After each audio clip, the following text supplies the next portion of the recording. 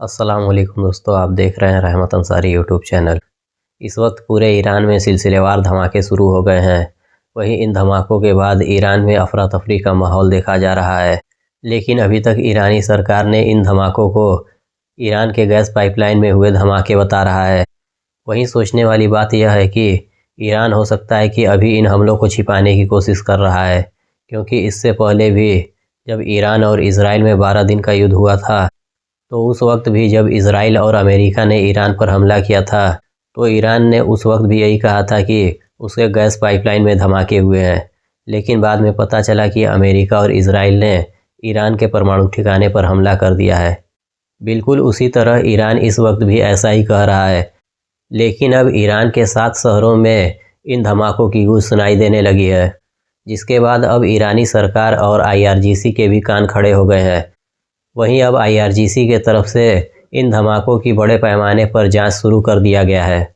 Iran के जिन बड़े बड़े 7 शहरों में यह धमाके सुनाई दिए हैं, उनके नाम भी अब जारी कर दिया गया है, जिसमें ईरान की राजधानी तेहरान के साथ साथ परंद, तबरीज, कोम, अहवाज, नंताज और बंदर अब्बास में धमाकों की खबरों को कंफर्म कर दिया गया है।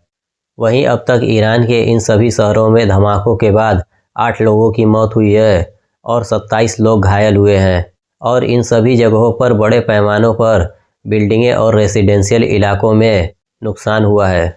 लेकिन अभी तक अमेरिका ईरान में हो रहे इस सिलसिलेवार धमाके पर पूरी तरह से खामोश है। वहीं अभी तक ईरान ने भी इन धमाकों के लिए अमेरिका और इजराइल को दोषी नहीं ठहराया है। यह बिल्कुल वैसा ही है जैसा इससे पहले 12 दिन के इजराइल ईरान वार के समय हुआ था। उस वक्त भी इजराइल और अमेरिका के ईरान पर हमले के बाद ईरान ने उन हमलों को काफ़ी देर तक छिपाया था और बाद में यह कन्फर्म किया कि यह हमला इजराइल और अमेरिका के तरफ से है। ऐसा ही इस वक्त ईरान फिर एक बार कर रहा है। तुर्की के एक न्यूज़ चैनल अनादोलू ने यहाँ तक कन्फर्म किया है कि ईरान के IRGC के सबसे बड़े कमांडरों में से एक कमांडर, जिनके घर पर भी बड़ा हमला हुआ है और वहाँ पर भी कुछ लोगों के मारे जाने की खबर आ रही है, लेकिन अब ईरान की तरफ से यह कन्फर्म किया गया है कि IRGC के वह कमांडर बिल्कुल सही और सुरक्षित हैं। इससे साफ पता चल रहा है कि इस वक्त ईरान पर यह सिलसिलेवार हमले एक साजिश के तहत किया जा रहा है, जिसे अब ईरान धीरे धीरे मान रहा है। लेकिन अभी तक ईरान ने इजराइल और अमेरिका का नाम लेकर इस बात का कन्फर्म नहीं किया है कि यह हमला इजराइल और अमेरिका के तरफ से ही किया गया है।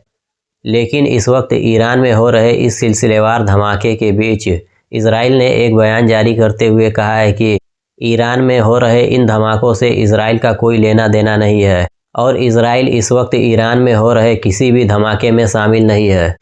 ईरान में इस वक्त हो रहे इस सिलसिलेवार धमाकों के बीच इजराइल के तरफ से इतने जल्दी यह बयान जारी करना कि उसका इन धमाकों से कोई लेना देना नहीं है, पूरी दुनिया को हैरान कर रहा है। शायद इजराइल पहले ही डर गया है कि ईरान इन हमलों के जांच से पहले ही इजराइल पर बड़े हमले करना शुरू न कर दे, जिससे इजराइल को जल्दी जल्दी में यह बयान जारी करना पड़ा। वहीं अब IRGC ने इन धमाकों के जांच को शुरू कर दिया है, लेकिन अब यह धमाके ईरान के पूरे इलाके में सिलसिलेवार तरीके से बढ़ता जा रहा है, जिसके बाद अब ईरान के आर्मी ने अपने एयर डिफेंस को पूरी तरह से एक्टिव कर दिया है। ईरान में इन धमाकों की खबरों के बाद रूस और चीन भी एक्टिव हो गए हैं, क्योंकि अभी अभी रूस, चीन और ईरान ने यह ऐलान किया था कि वह अरब सी में एक बड़ा मिलिट्री अभ्यास करने जा रहे हैं। लेकिन अब ईरान में इन धमाकों के बाद सभी के कान खड़े हो गए हैं।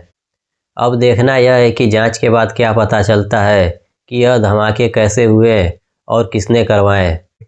लेकिन अभी तक अमेरिका के तरफ से भी ईरान पर हुए इस हमले की कोई जिम्मेदारी नहीं लिया गया है। भले ही ईरान में हो रहे इन धमाकों से अमेरिका और इजराइल अभी तक बचते हुए दिखाई दे रहे हैं, लेकिन इस वक्त ईरान में हुए इन धमाकों के बाद पूरी दुनिया की नज़र इजराइल और अमेरिका पर ही है, क्योंकि अमेरिका और इजराइल लगातार ईरान को कई दिनों से युद्ध की धमकी दे रहे थे। वहीं अब देखते हैं कि आगे क्या खबर निकल कर आता है और ईरान में हुए इन धमाकों का क्या कारण था, यह कुछ वक्त के बाद ही पता चलेगा।